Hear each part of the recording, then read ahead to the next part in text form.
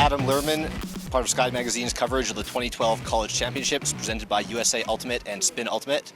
I'm here with Oregon Fugue coach Lou Burruss. Lou, Fugue came in as #1 overall seed, and things started out pretty well for you yesterday, playing the 2 seed Wisconsin. And how did that game go? It went well for us. Things were pretty even through the first half, and then we made some defensive adjustments and really pulled away from them, and it wasn't close in the end. And then after that, you had the 5 seed in your pool, a game that you probably weren't expecting to be that much of a struggle, and that game ended up being tight the entire way, with Ohio State actually pulling away to a 14-13 lead before you ran off 3 straight points to win it. Were there specific things that weren't working for you in that game?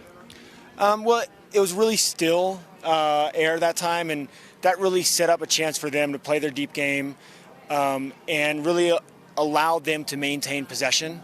And through the central part of the game, we just had unforced errors. We had drops and throwaways, and let them take a small lead. From 10-9 onward, there were no breaks until we got the 2 breaks to win. Then this morning, you first had a fairly easy win over Sonoma State, and then the last game of the round, a game you had to win to assure yourself of the 1 seed, was against Texas. It seemed like your cutters weren't doing a good job of getting open, and you weren't able to take the deep shots you normally want to take. Okay, maybe. We were the 1 seed at this tournament because of what we were able to do with our defensive intensity at conferences, really. I mean, I think conferences and regionals, being able to go 6-0 against UBC and UW, that got us the 1 seed at the tournament.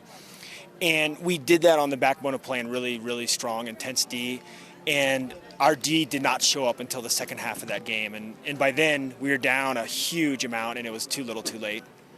So we've been expecting strong wins pretty much all weekend, but they haven't quite come yet. Do you think that's going to be something that will play to Fugue's advantage if the wins pick up a bit? Good question. We haven't played in a really strong wind. We're certainly a very strong defensive team. I feel good about us as a defensive team. So in that way, you always want to be able to play D if it's a super windy day. But because we haven't seen really strong winds this year yet, I just don't know. So looking forward to pre-quarters in about an hour and a half. Unless something absolutely crazy happens, you're going to be playing Cal Berkeley. You've played them twice this year, beating them in a close game at President's Day and then losing a close game at Stanford Invite. What are you expecting from them? Well, they're a really deep, balanced team. They're not a team. They're really, I think, more of a system team than they are a personality team. And so it's really hard to key in on particular matchups. It'll just be incumbent on us to play well on both sides of the disc, both defensively and offensively.